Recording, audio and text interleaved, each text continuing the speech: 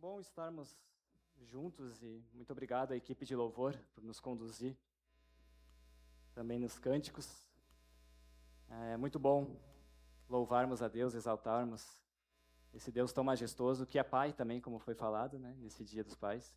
E eu quero não ser repetitivo, mas parabenizar mais uma vez a todos os pais aqui presentes. É uma data muito especial, um privilégio, uma missão muito especial que cada um tem de poder ser influência na vida dos filhos de cada um de vocês, e também filhos espirituais que nós também temos como igreja.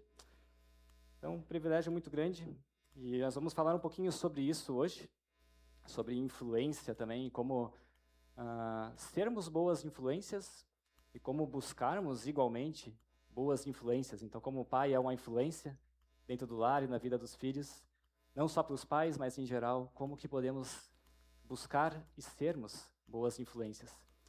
Antes de iniciar, eu gostaria de fazer mais uma oração, que Deus possa estar conduzindo esse nosso momento aqui juntos. Bondoso Deus e Pai, eu te louvo e te exalto. Mais uma vez, como foi falado, Tu és o único digno de receber toda a glória, toda a honra, todo o louvor. Tu és o nosso Pai, e nós entendemos isso por meio do que Jesus Cristo fez por nós, vindo viver uma vida perfeita em nosso lugar, morrendo naquela cruz, ressuscitando, e hoje vive, está junto com o Pai e vai voltar para nos buscar. Essa nossa esperança que o Senhor em breve voltará, Senhor. E por meio disso conhecemos o Pai, tão majestoso. Então te louvamos por isso mais uma vez, e te entregamos também esse momento agora de palavra, de estudo da palavra, Senhor. Esteja falando ao meu coração, ao coração de cada um dos meus irmãos aqui também, possamos estar saindo daqui desafiados, diferentes, Senhor. Abre nosso coração, nossa mente, nos dê um coração aberto, uma mente atenta, Senhor, para aquilo que nós vamos ouvir e aprender hoje. E que, Pai, o Senhor esteja falando, não eu, que eu não atrapalhe em nada aquilo que o Senhor quer ensinar hoje. Te peço isso e agradeço no precioso nome de Jesus. Amém. Muito bem, estamos falando sobre influência um pouco antes, então o Pai, ele exerce esse poder de influência. E eu começo perguntando quem que é influência na sua vida?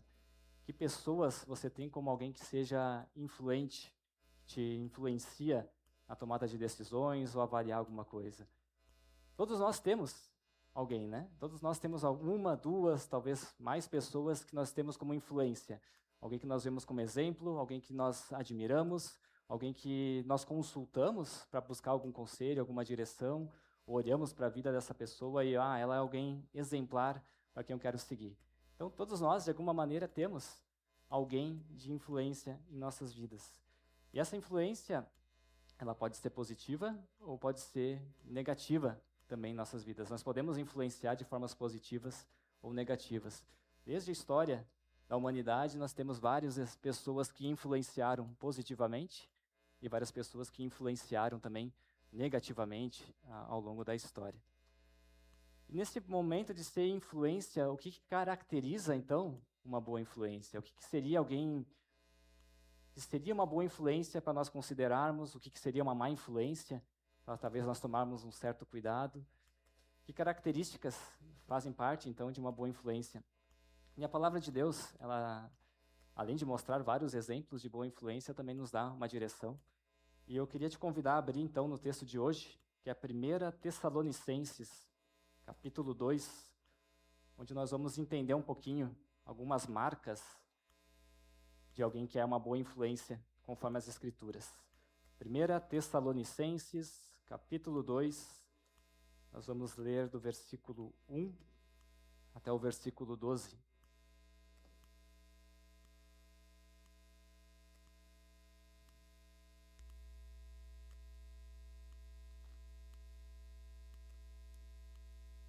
Tessalonicenses, capítulo 1, capítulo 2, desculpe, dos versículos 1 em diante. Você pode acompanhar a leitura na sua Bíblia. Eu estou aqui com a NVI, mas se você tiver alguma tradução diferente, pode acompanhar aí também. Diz o seguinte: Irmãos, vocês mesmos sabem que a visita que lhes fizemos não foi inútil. Apesar de termos sido maltratados e insultados em Filipos, como vocês sabem, com a ajuda de nosso Deus tivemos coragem de anunciar-lhes o Evangelho de Deus em meio a muita luta. Pois a nossa exortação não tem origem no erro, nem em motivos impuros, nem temos intenção de enganá-los. Ao contrário, como homens aprovados por Deus para nos confiar o Evangelho, não falamos para agradar pessoas, mas a Deus, que prova o nosso coração. Vocês bem sabem que a nossa palavra nunca foi de bajulação nem de pretexto para ganância. Deus é testemunha. Nem buscamos o reconhecimento humano, quer de vocês, quer de outros. Embora, como apóstolos de Cristo, pudéssemos ter sido um peso, fomos bondosos quando estávamos entre vocês, como uma mãe que cuida dos próprios filhos. Sentindo assim tanta afeição por vocês, decidimos dar-lhes não somente o Evangelho de Deus, mas também a nossa própria vida, porque vocês se tornaram muito amados por nós. Irmãos, certamente vocês se lembram do nosso trabalho esgotante e da nossa fadiga. Trabalhamos noite e dia para não sermos pesados a ninguém, enquanto despregávamos o Evangelho de Deus. Tanto vocês como Deus são testemunhas de como nos portamos de maneira santa, justa e irrepreensível entre vocês, os que creem, pois vocês sabem que tratamos cada um como um pai trata seus filhos, exortando, consolando e dando testemunho para que vocês vivam de maneira digna de Deus, que os chamou para o seu reino e glória. Então, esse texto de Tessalonicenses, Paulo escreve para essa igreja tão jovem. Para entender um pouquinho do que Paulo queria, aqui nós precisamos olhar um pouco para o contexto e entender um pouco dessa igreja de Tessalônica. A igreja de Tessalônica, fundada por Paulo, ela é localizada na Grécia. A cidade de Tessalônica ainda hoje existe, então se você consultar lá na Grécia, fica mais ao norte da Grécia, era uma cidade muito importante naquela época. E foi a segunda cidade onde Paulo já começou, então, um trabalho de fundação de igreja. Então, Paulo começou seu trabalho pela Ásia e Deus, então, revela a ele para ele ir em direção à Macedônia. Então, a Grécia, naquela época, era conhecida por Acaia e Macedônia. Acaia, a parte do sul, Macedônia, a parte norte da Grécia. Então, Paulo ele começa indo, então, para Filipos, é a primeira cidade que ele começa o seu trabalho, e temos ali em Atos o relato desse trabalho em Filipos. E depois, então, ele segue viagem, passa por mais umas 2 cidades no caminho, e então chega em Tessalônica, onde ele começa, então, esse trabalho também nessa cidade.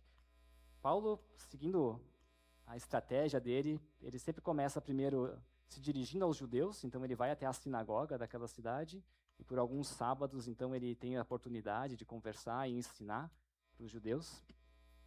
Mas diante, então, da rejeição dos judeus, como acabava acontecendo em todas as cidades, Paulo depois, então, se dirigia àqueles que eram não-judeus, ou gentios, como é chamado, então, nas Escrituras, e começava, então, a pregar o Evangelho também de Cristo, a mensagem da morte e ressurreição de Jesus, o perdão dos pecados, também para aqueles que não eram judeus. Paulo fica ali, então, cerca de 6 meses, mais ou menos em Tessalônica, quando ele é, então, expulso da cidade, porque os judeus que não estavam gostando desse movimento fazem, então, um movimento junto com outros da cidade para expulsar Paulo daquela cidade. Então, depois de 6 meses de trabalho, essa pequena igreja, que estava recém começando, é deixada sem o seu fundador e sem a sua equipe missionária, né? Paulo segue em direção a Atenas. Lá de Atenas, na verdade, antes para Bereia, depois para Atenas, é o relato de Atos que temos ali. E lá em Atenas, Paulo, preocupado com essa igreja que tinha tão pouco tempo de vida, ele envia Timóteo, então, para visitar essa igreja, ver como eles estavam, dar alguma palavra de encorajamento. Então, Timóteo é enviado para lá, e ele volta, então, até Paulo, trazendo notícias e como estava a igreja. Paulo já estava em Corinto, nessa época, então não estava nem mais Atenas, já tinha viajado para Corinto. E Timóteo, então, chega e traz notícias. E é diante dessas notícias que Timóteo traz, então, que a carta de Tessalonicenses é escrita. Então, Timóteo volta de viagem, explica como está a igreja, conta o que está acontecendo, e tem algumas questões a mais para ser levada. Então, Paulo escreve essa carta, então, para direcionar e encorajar essa igreja. E é importante entender isso, porque essas palavras que Paulo colocou, que nós lemos aqui no capítulo 2, elas são palavras justamente para encorajar essa igreja. Uma igreja tão jovem, que estava enfrentando uma perseguição muito forte na cidade de Tessalônica, talvez se perguntando, será que vale a pena permanecer na fé? Será que vale a pena ficar firme nesse testemunho? Será que aqueles homens que vieram aqui e fugiram em 6 meses eram de fato dignos de confiança para a gente estar enfrentando o que está enfrentando? E Paulo então escreve essa carta para encorajar eles. Sim, vale a pena perseverar, aquilo que fizemos não é inútil, não foi um trabalho em vão. Paulo então escreve para encorajar essa igreja. E o testemunho que ele dá aqui, no texto que nós lemos, é para mostrar para essa igreja, vale a pena, sim, vale a pena perseverar na fé que vocês têm. E por meio disso, no testemunho dele, Paulo dá 3 marcas de uma influência positiva que ele exerceu naquela igreja. 3 marcas de por que valeria a pena essa igreja perseverar, porque que ele, Paulo e os demais membros da equipe dele eram então exemplos, influências positivas que valia a pena essa igreja perseverar seguindo na fé. Então, são 3 marcas que veremos hoje, e esse texto ele vai nos aprofundar e vai nos mostrar isso. A marca da motivação, qual é a verdadeira motivação que uma pessoa que influencia deve ter. A marca do amor e o serviço sacrificial, e a marca de um ensino baseado num exemplo de vida de alguém que vive aquilo que ensina. Então, são essas 3 marcas que nós vamos nos aprofundar e entender um pouquinho melhor nesse texto de hoje que nós temos aqui. Então, vamos voltar para o texto e vamos começar a entender um pouquinho mais profundamente cada uma dessas 3 marcas. Acompanha comigo de novo, versículo 1 em diante. Irmãos, vocês mesmos sabem que a visita que lhes fizemos não foi inútil. Apesar de termos sido maltratados e insultados em Filipos, como vocês sabem, com a ajuda de nosso Deus, tivemos coragem de anunciar o Evangelho de Deus em meio a muita luta. Paulo começa então o capítulo 2 com isso. O trabalho que nós fizemos não foi inútil. Mas por que não foi inútil? Versículo 2 começa a explicar. Apesar de termos sido maltratados e insultados em Filipos, nós tivemos a coragem, ou tivemos a ousadia de anunciar o Evangelho até vocês. Paulo tinha fundado, sim, uma igreja em Filipos, estabelecido uma igreja naquela cidade de Filipos, mas todos sabiam, e está relatado em Atos, que o que Paulo passou em Filipos não foi fácil. Paulo ele foi ridicularizado, foi desprezado, foi preso injustamente, foi açoitado sem um julgamento correto. Então Paulo passou por poucas e boas na cidade de Filipos, sofreu um monte naquela cidade, até o momento depois que ele segue em direção a Tessalônica. E se nós olharmos com os olhos humanos, eu fui enviado para fazer um trabalho, fui para uma cidade, eu fui preso, eu fui açoitado, eu fui ridicularizado. Que motivação eu tenho para seguir adiante para a próxima cidade, onde provavelmente eu vou ser ridicularizado, eu vou ser preso? Paulo, na cidade seguinte, de Tessalônica, foi apedrejado pelas pessoas, então sofreu naufrágio. Então, por que valeria a pena seguir adiante se eu estou sofrendo isso e eu sei que eu vou continuar sofrendo cidade após cidade? Paulo lembra, então, aos Tessalonicenses, olha, a gente passou por perseguição e desafios difíceis na cidade anterior, mas o que nos fez...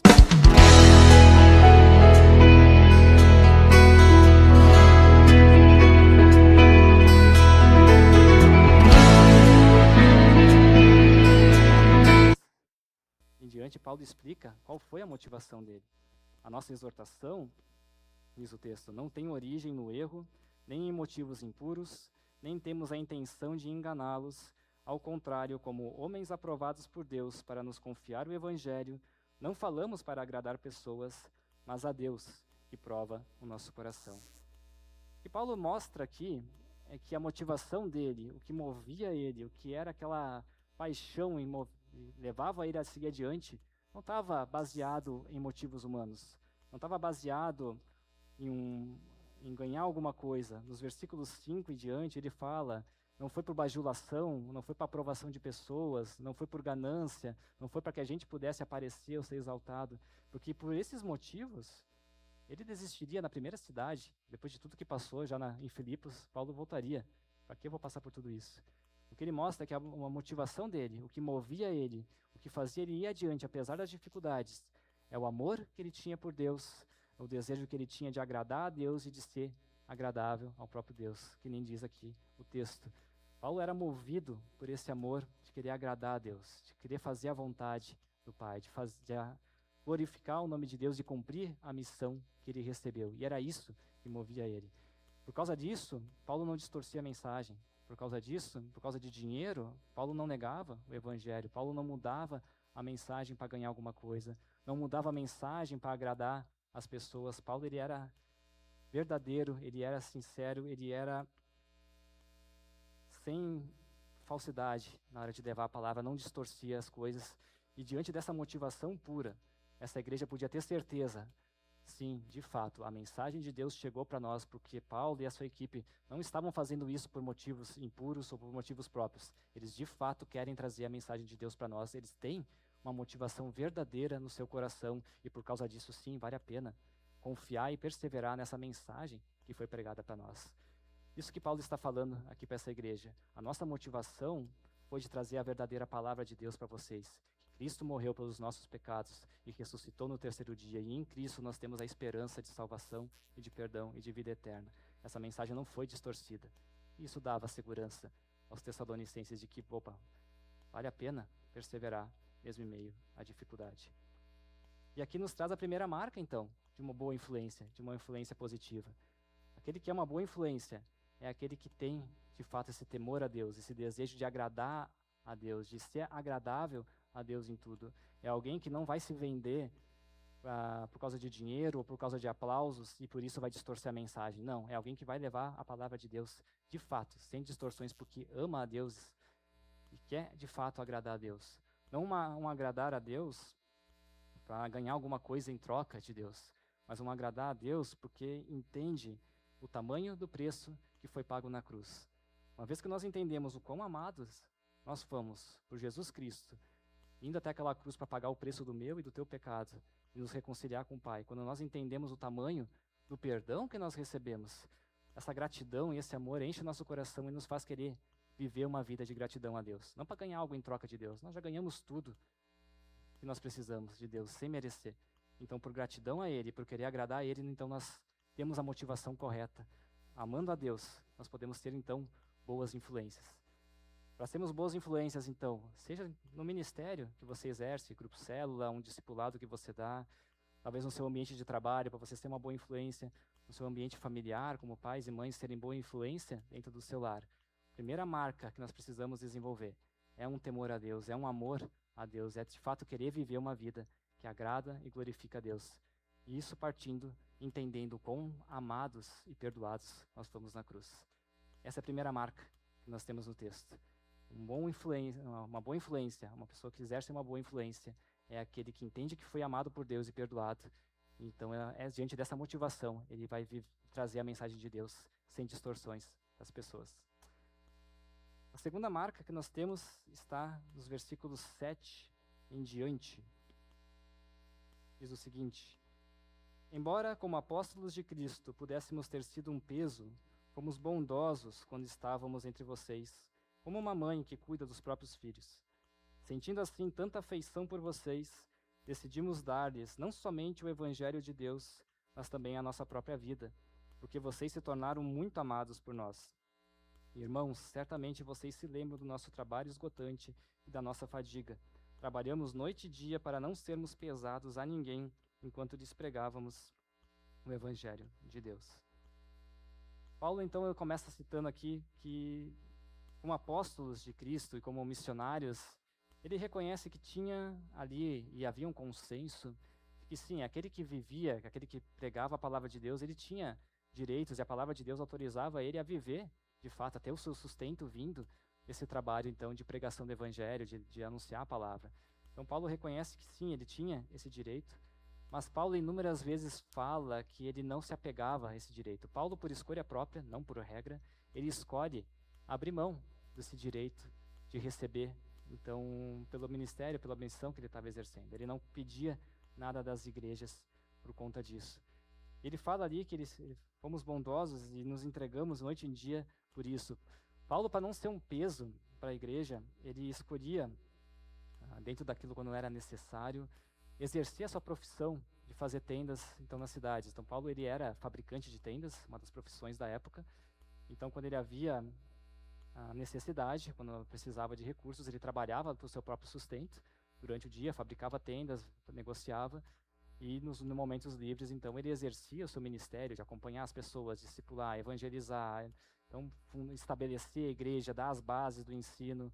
Então Paulo ele dedicava esse trabalho de 2 vocações quando necessário, quando recebia alguns suprimentos da parte de Deus para poder viver inteiramente do evangelho, então ele deixava a fabricação de tendas de lado e se dedicava totalmente ao trabalho. E ele fala no texto, e nós lemos, isso foi fadigante, como ele comentou. Paulo reconhece que não foi fácil viver dessa maneira, mas eu escolhi viver dessa maneira, de trabalhar noite em dia, de trabalhar durante o dia fabricando tendas e chegar de noite e ter que resolver algumas questões, dúvidas, receber pessoas ou ir visitar pessoas numa cidade totalmente estranha. Então Paulo trabalhava praticamente o tempo inteiro, e isso por escolha própria. Isso por amor que ele tinha essa igreja.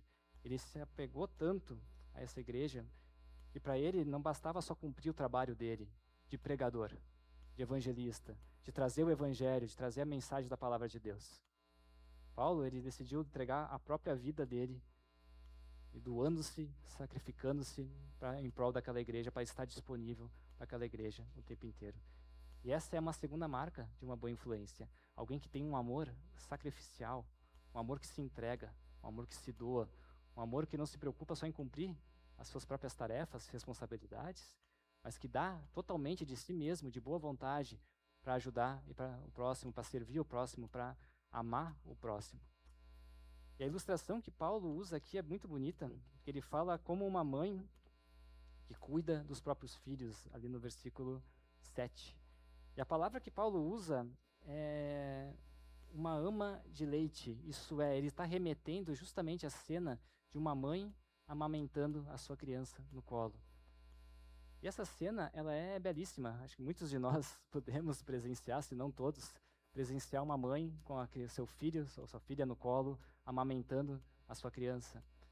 E ali nesse ato tão íntimo e tão bonito e tão belo, a gente percebe que a mãe, ela não está somente dando o alimento que a criança precisa.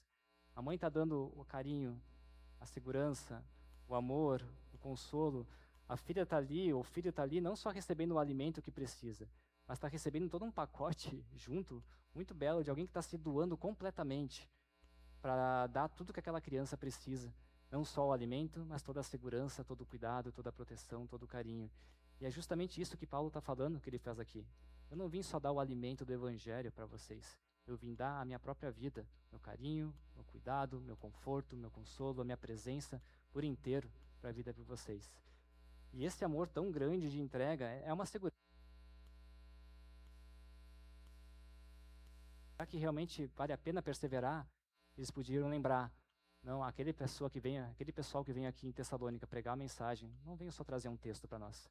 Eles se doaram completamente por nós, estavam ali noite e dia se entregando em prol de nós, para trazer essa mensagem, para trazer a verdade para nós. Então essas pessoas são dignas de confiança, são boas influências, vale a pena perseverar na fé. Segunda marca de uma boa influência é de alguém que se entrega completamente, não só cumprindo a tarefa que tem para cumprir. Isso envolve, como líderes de ministério, sim, talvez cansados do nosso trabalho, do dia a dia, dedicar algum tempo para ir tomar um café com alguém, ou para ir conversar com uma pessoa, às vezes só ouvir um desabafo, mas estar ali presente, corpo e alma presente. Está chegando talvez o dia de trabalho em casa e está ali de corpo e alma presente, junto com a sua família, com seus filhos, não só de corpo, mas estando ali presente, não sendo só um provedor de recursos para o lar, mas sendo também um provedor de cuidado, de carinho, de presença, de alguém que está ali junto o tempo inteiro.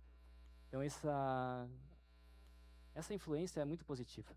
Quando nós nos entregamos totalmente, nós influenciamos positivamente as pessoas ao redor. E é muito bom seguir alguém e ouvir conselhos de alguém que a gente percebe que não está ali só cumprindo uma tarefa, mas alguém que está se entregando completamente por nós, está disposto a abrir mão de coisas que gostaria de fazer, para estar ali disponível, para ouvir, para orar, para chorar, para sorrir, para estar junto com a pessoa. Isso no contexto de igreja, isso no contexto familiar. Somos boas influências quando nós damos completamente de nós mesmos, assim como uma mãe dá totalmente de si quando está amamentando a sua criança. Essa é a segunda marca que nós temos aqui do texto de uma boa influência, alguém que se doa, alguém que ama sacrificialmente aqueles a quem está servindo. É um serviço. Esse amor não é uma tarefa, é um serviço sacrificial que nós damos em prol do próximo. E a terceira marca e última, nós temos aqui dos versículos 10 até o versículo 12. Acompanha comigo. Tanto vocês como Deus são testemunhas de como nos portamos de maneira santa, justa e irrepreensível entre vocês, os que creem. Pois vocês sabem que tratamos cada um como um pai trata seus filhos, exortando, consolando e dando testemunho para que vocês vivam de maneira digna de Deus, que os chamou para o seu reino e glória. Paulo, então, agora lembra mais uma vez para essa igreja, como foi que nós andamos entre vocês, como nós vivemos. Paulo, aqui, ele lembra que eles foram santos, justos e irrepreensíveis na sua conduta enquanto estiveram com os Tessalonicenses. Quando caminhou com a sua igreja, Paulo foi um exemplo. E por meio desse exemplo, então, ele ensinava essa igreja. Essa é a terceira marca que nós temos aqui. E Paulo fala que ele ensinou, ele exortou, ele consolou, ele deu testemunho a respeito da verdade, de como que Deus chama a gente para viver uma vida. Um pai também, quando está na sua função, nossas funções como pai, é ensinar, é instruir, é ser essa influência, mas alguém que ensina, alguém que dá direção, alguém que direciona, alguém que corrige também, isso envolve o encorajar, também envolve corrigir, mas ao mesmo envolve apontar a direção, não só apontar o erro, mas também dar a direção, dar um conselho, a direção certa.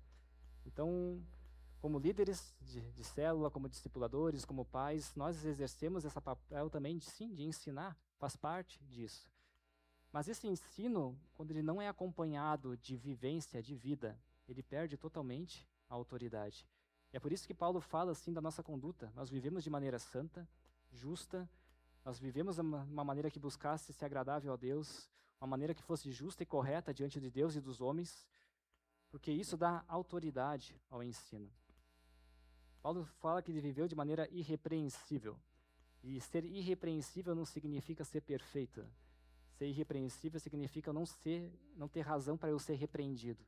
Eu não ter uma ponta solta, eu não ter nada que possa ser motivo de acusação contra mim. Por exemplo, eu posso ter uma situação onde eu vou tropeçar, vou acabar cometendo algum pecado, algum erro, mas eu sou confrontado por esse erro, me arrependo, confesso isso e dou passos em direção a isso. Se alguém vier e dizer, lembra lá atrás que você cometeu tal coisa, aquele deslize, mas aquilo lá atrás já foi corrigido, eu já me arrependi disso, eu já pedi perdão, chamei as pessoas que eu ofendi e pedi perdão para elas, está tudo resolvido. Eu não tenho como ser repreendido por aquilo, porque eu já pedi perdão por aquilo e já está resolvido. Isso que é ser irrepreensível. É não ter pontas soltas, é não ter alguma coisa que alguém possa me acusar. É não deixar pecados para trás, não deixar de pedir perdão por aquilo que eu cometi o erro, não deixar de resolver as coisas, tá tudo bem, deixa para lá, não. É ir atrás e resolver. Então, irrepreensível não é alguém que não erra, mas é alguém que erra, mas admite o seu erro, conserta o seu erro e vai seguindo adiante. Isso é ser irrepreensível. E um caráter irrepreensível dá autoridade para aquilo que nós ensinamos. Ora, pensa comigo, se a pessoa vai e chega para você e diz, não pode, você não pode mentir, a palavra de Deus diz que mentir é errado. Mas você olha para a vida da pessoa, ela vive mentindo, vive enganando, vive falando meias verdades, vive se esquivando e nunca se arrepende disso. Como que eu vou levar a sério alguém que vai dizer para não mentir se a vida da pessoa não reflete aquilo que ela está ensinando?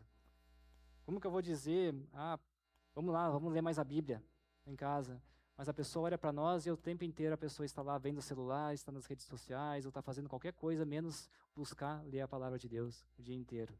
Como que eu vou ensinar, chamar alguém, encorajar alguém, consolar alguém, encorajar alguém a viver uma vida se eu mesmo não estou disposto a tentar viver essa vida? Não de maneira perfeita como vimos, mas de maneira irrepreensível, sabendo que eu também tropeço e erro, mas vamos lá, vamos continuar tentando. É isso que Paulo está falando aqui, porque sem um exemplo, sem viver aquilo que nós ensinamos, nós perdemos toda a autoridade e não somos boas influências. Muito pelo contrário, seremos influências bem negativas nesse sentido. Paulo, ele lembra que nós vivemos sim aquilo que ensinamos, não de maneira perfeita. Paulo também errava, tropeçava, falhava, mas com certeza se arrependia, confessava seus pecados e ia seguindo adiante. A marca de uma boa influência é de alguém que vive e busca viver aquilo que ensina, que busca botar em prática também aquilo que ensina. Se queremos ser boas influências nos nossos trabalhos, nossos grupos células, nos discipulados, em casa, precisamos também buscar viver aquilo que nós ensinamos. Precisar buscar botar em prática aquilo que nós temos para colocar em prática também. E assim nós seremos também boas influências e com certeza seremos levados a sério naquilo que nós ensinamos, porque a pessoa vai olhar para nós e, bom, ele é sincero naquilo que está falando, ele de fato quer viver, ele de fato acredita que isso que ele está falando é verdade, por mais que ele tropece, mas ele acredita e isso vale a pena de fato ser seguido. Então sim, é uma influência que vai ser positiva na vida da pessoa. Essas são então 3 marcas então que nós aprendemos aqui de uma boa influência, de uma influência positiva. Alguém que é motivado pelo amor de Cristo que constrangeu ele na cruz, então busca viver uma vida que reflete essa salvação, esse amor, que busca agradar a Deus. Então alguém que é motivado por esse amor por Deus vai de fato trazer a palavra de Deus sem distorções para nós, então por isso é uma boa influência. Alguém que se entrega em amor é a segunda marca, alguém que se serve sacrificialmente em prol do próximo, não está ali só cumprindo uma tarefa, mas alguém que está se doando, porque realmente se importa com a tua vida, com a vida de cada um. Então essa é uma outra boa influência. Então, opa, essa pessoa não está aí só cumprindo uma regra, ela se importa com a minha vida de verdade, ela me ama de verdade. Essa pessoa de fato é uma boa influência. E a terceira marca, alguém que busca viver aquilo, alguém que ensina o que tem que ser ensinado, mas que também vive aquilo, alguém que fala a verdade de Deus que tem que ser falada, mas que busca viver aquilo que ensina também. Essa também é uma marca, é uma boa influência. Paulo, então, ele lembra que ele viveu tudo isso e encoraja, por meio disso, a igreja a perseverar, a buscar isso. E nós, da mesma maneira, hoje, também temos esse desafio. E, meus queridos, não tentem buscar isso e viver esse padrão sozinhos. Nós não conseguimos isso sozinhos. Nós só conseguimos dependendo e confiando do Espírito Santo que habita em nós. Então, aquilo que Deus te desafiou a botar em prática e a viver isso, peça a Ele que te ajude a ser essa boa influência. Peça a Ele que encha o teu coração com a certeza e com esse amor e essa alegria da salvação que nós temos na cruz de Cristo, para que você possa ser encharcado e motivado, impulsionado por esse amor no seu dia a dia. Para que possa, por meio disso, amar o seu próximo de maneira sacrificial e poder, então, viver aquilo que Deus ensina. Sem o Espírito Santo em nossos corações, é impossível vivermos isso. Mas, por meio dele, nós podemos, então, botar em prática isso, tanto na igreja, nossos grupos células, nossos discipulados, e também no conceito, no ambiente do nosso lar também. Então, como pais, mães, irmãos, filhos, podemos ser boas influências quando nós botamos isso em prática e dependemos de Deus. E para finalizar isso, eu não poderia deixar de falar. Paulo, ele foi um grande exemplo, com certeza, daquilo de uma boa influência a ser seguida. Mas nós temos outro que foi uma grande influência e que é a nossa maior influência e já foi exaltado e glorificado aqui, que é o Senhor Jesus Cristo. Jesus também seguiu cada um desses padrões e nós vemos na vida de Cristo essas 3 marcas também. Jesus era motivado o tempo inteiro pelo amor ao Pai. O tempo inteiro o amor dele pelo Pai motivava e movia ele. Queria fazer a vontade do Pai, queria agradar o Pai. Isso nós lemos o tempo inteiro. O que movia Cristo era fazer a vontade do Pai, era glorificar o Pai, era o amor que ele tinha pelo Pai. Cristo era motivado por isso o tempo inteiro. Cristo também amou sacrificialmente a todos os seus e a todos nós. Temos que Jesus fala que nem o Filho do Homem veio para ser servido, mas para servir e dar a sua vida em resgate por muitos. Cristo também amou sacrificialmente a todos nós, se fez homem, habitou e viveu como um de nós com todas as limitações e se entregou naquela cruz para morrer pelos nossos pecados e nos abrir o caminho da salvação. Ele se entregou completamente, não foi pela metade, não deixou de ser Deus, não se apegou ao fato, de ser Deus, para escapar de alguma coisa, não, ele viveu na íntegra como um ser humano, tudo aquilo que nós vivemos, para poder então se compadecer e andar junto conosco. Cristo amou a gente sacrificialmente, que nem diz aqui o padrão de uma boa influência, e Cristo vivia aquilo que ensinava, ele tinha autoridade naquilo que ensinava, ele tem autoridade naquilo que ele ensina. Os evangelhos dizem que ele ensinava como quem tem autoridade, não como muitos mestres da lei daquele tempo que ensinavam uma coisa e viviam outra completamente diferente. Se queremos ter um baita exemplo de influência a ser seguida, Jesus Cristo, sem dúvida, ele vive plenamente esses padrões também. Podemos seguir a ele com toda certeza que somos muito amados por por Ele também.